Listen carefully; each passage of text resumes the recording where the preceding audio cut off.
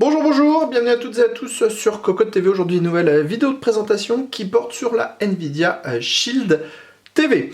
Alors, la Nvidia Shield TV, on la connaissait déjà, mais là, Nvidia vient de sortir un tout nouveau modèle qui a été retravaillé, qui prend 40% d'espace en moins. La console est vraiment toute petite en taille, et on a également un tout nouveau contrôleur qui est beaucoup plus fin et beaucoup moins mastoc que le précédent modèle.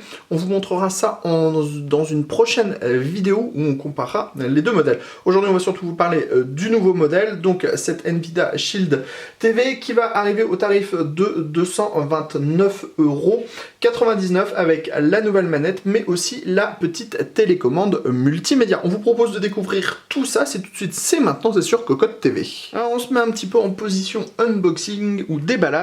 Donc, la taille de la console, vous le voyez, elle est vraiment toute petite, elle fait la taille d'une main, et on a 40% d'espace en moins occupé par rapport à la version précédente. On vous fera une petite comparaison très prochainement quand on aura branché la box sur la fibre pour pouvoir vous montrer comment elle fonctionne, notamment avec GeForce Now, le catalogue de jeux qui est disponible directement sur internet et qui permet en fait d'avoir une console chez soi, sans acheter de console, et en achetant un catalogue ou une location de catalogue tous les mois. On y reviendra. On a donc la petite console qui est ici, très mignonne, très petite, avec une connectique assez complète, mais on va y revenir. On trouve également une télécommande qui permettra tout simplement de gérer les options multimédia, ou par exemple de parler à Google, d'activer, désactiver le micro. Ensuite, en dessous, on va trouver la nouvelle manette qui est entièrement redesignée et qui est vraiment beaucoup plus agréable que l'ancien modèle. On voit tous les boutons tombent très facilement sous les doigts. On a des petites sortes de découpes à diamant, c'est assez joli. On a des gâchettes analogiques à droite et à gauche. Ensuite, on va trouver un petit cordon USB vers micro USB pour pouvoir brancher la manette à la console et la recharger. Et enfin, dans le dernier petit carton, on va trouver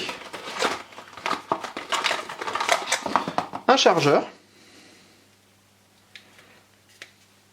de petite taille avec un dispositif pour l'Europe et un dispositif pour l'Angleterre. Passons maintenant un petit peu plus de temps sur la console. On vous remonte la taille, c'est pas plus gros qu'une main. Alors, au niveau technique, on est sur un Tegra X1. On a 3 Go de RAM, 16 Go de stockage de base. Après, à l'arrière, on va trouver la connectique avec deux USB 3.0 en full speed. On va également trouver un port Ethernet gigabit. Sachez également qu'on a du HDMI 2.0B avec du HDCP 2.2, donc ça veut dire que cette sortie, elle est compatible 4K et surtout HDR. Enfin, sachez qu'au niveau du son, on a une prise en charge du Dolby Atmos, du Dolby True HD, du Dolby 7.5, DTS-X, DTS HD Master Audio. On a également le playback en 24 bits 192 kHz. Sachez que le Wi-Fi AC est proposé de base, ainsi que le Wi-Fi MIMO. On a le Bluetooth 4.1, d'ailleurs la petite manette se branche en Bluetooth 4.1, et enfin le tout tourne sous Android 7.0. Passons maintenant à la télécommande et à la manette. La télécommande propose vraiment une bonne finition puisqu'on a de l'aluminium derrière, c'est assez facile, on a la gestion pour le micro, les boutons de navigation, vraiment ça se prend bien en main, c'est assez bien fait. Au niveau de la manette, rien à voir avec le précédent modèle, on est vraiment sur quelque chose qui est pas plus qualitatif, l'ancien modèle était très qualitatif, on est sur quelque chose de plus intuitif et quelque chose surtout qui tient beaucoup mieux en main par rapport à avant.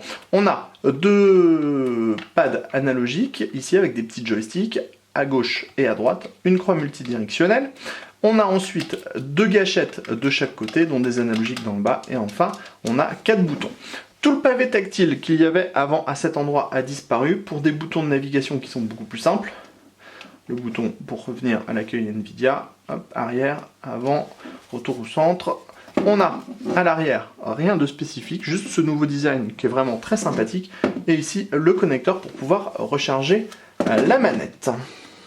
On va maintenant passer en plan fixe, donc vous allez voir ça et vous allez entendre notre voix et on va un peu vous parler de ce que apporte cette nouvelle version. Alors, tout d'abord, il y a la prise en charge du 4K HDR, donc ça c'est une première pour une petite console. Sachez qu'il y a très peu d'accessoires ou de box streaming qui font le 4K en HDR. Donc on a en plus la prise en charge de différents catalogues, dont le catalogue 4K de Netflix, de YouTube ou encore de Google Play Film. Sachez que YouTube TV arrive très prochainement sur la Shield et on aura également la prise en charge de YouTube 360 degrés.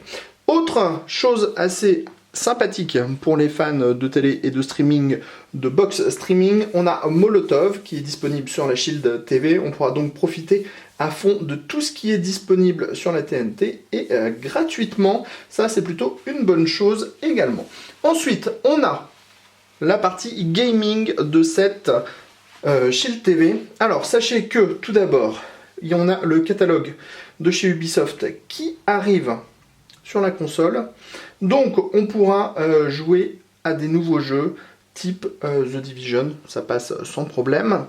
Donc gros catalogue avec tous les jeux qui seront disponibles sous peu.